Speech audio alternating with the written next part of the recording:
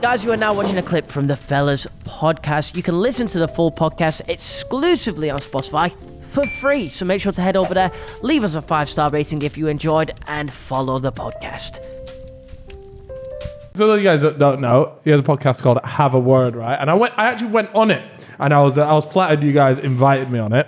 And I remember going on it, and I'm usually not really nervous to go on stuff. I've been on a lot of podcasts. I've done quite a lot of stuff in front of the camera. But for this one, I was there like, you know when you're going on and it's two comedians, right? And I'm just there like, I'm not, there's no way I'm going to be funny here, right? Yeah. Your whole podcast is based around jokes. I'm like, the only thing interested about me is when someone asks me, where's my accent from? You're very stale, man. I'm a very don't put yourself down, man. I've ever met. Anyways, I'm fishing for compliments. So I go on this thing, and it turned out to be the best podcast ever because I didn't even have to really do anything.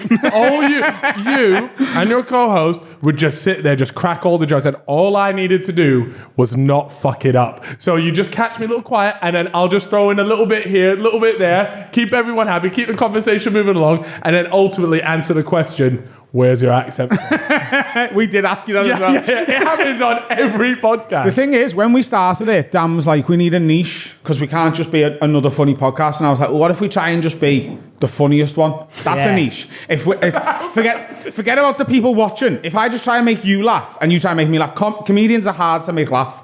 So it's like, if I can make him laugh and he can make me laugh, the people watching will be...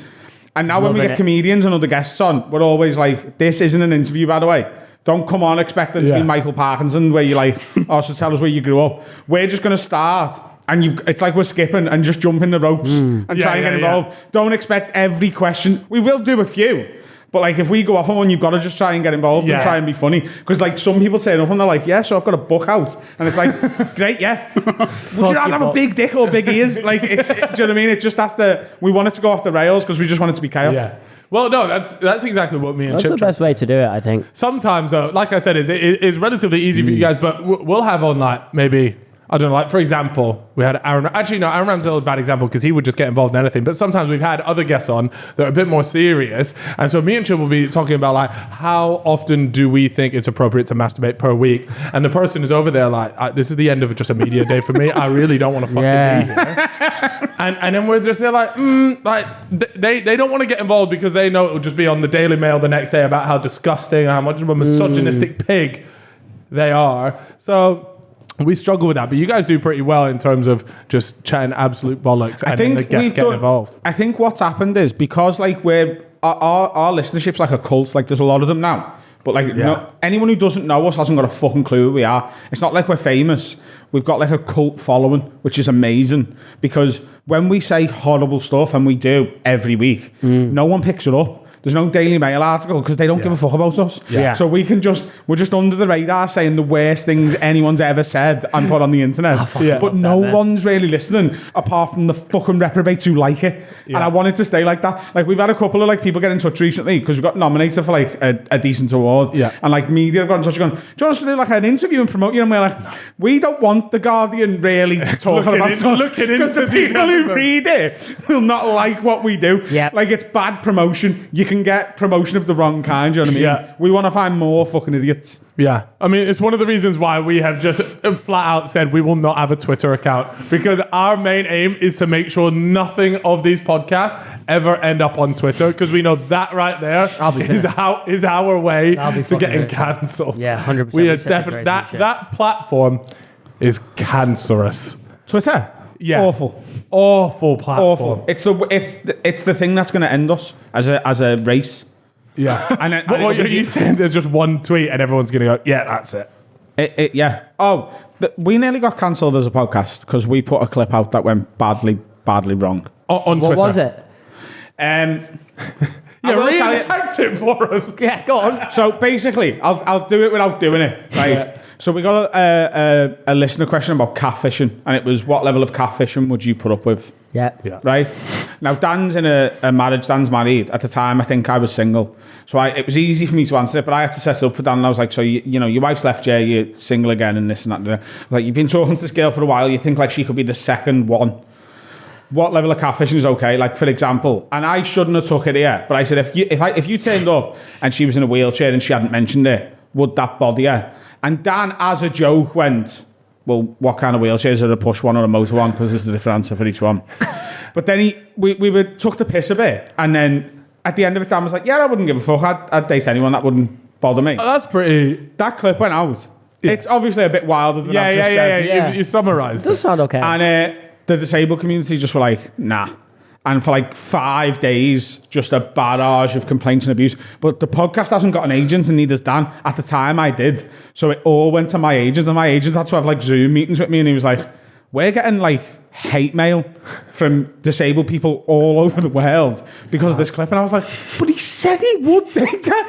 And then there was like disabled people getting in touch with me going, you do not know what it's like. You've got no people in your life who are disabled. And I was like, and the worst bit, my agent at the time, his official advice to his actual client was, you should go on disability awareness training. And I was like, first of all, I'm a comedian. And second of all, my mum had one leg.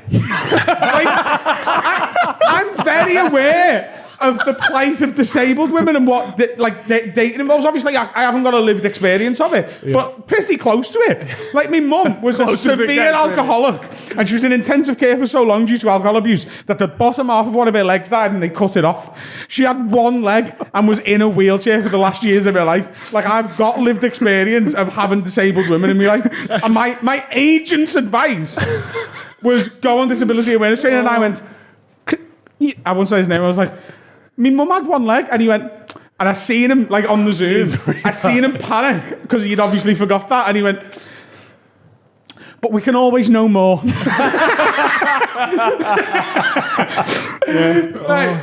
And also, as a comedian, is there anything worse than an aware comedian? A comedian who knows what's right and what's wrong. Like, the fun in comedy is being wrong and saying the fucked up thing to try and make your mates laugh. Like, you know you don't mean it. You're saying it because it's the worst thing to say, and that's why it's funny. Like a comedian who's totally socially aware of every issue and dancing around a minefield, like, ooh, I can't touch on... Why would you want that? Yeah. I don't want to be aware. I'm ignorance is bliss, and it's also funny as fuck. So good. I mean, you've actually done these... so you actually recently did an arena show. We did, yeah. Which is fucking mental. Yeah, I don't really know how we got away with that. How many people is that? Like 15,000, was it? No, so the Liverpool Arena's capacity for like a concert where it's standing and stuff is just over 10. And that's what we thought we were booking in. Ridiculous. We did, I think it was 8. Because it was seated. That's still crazy.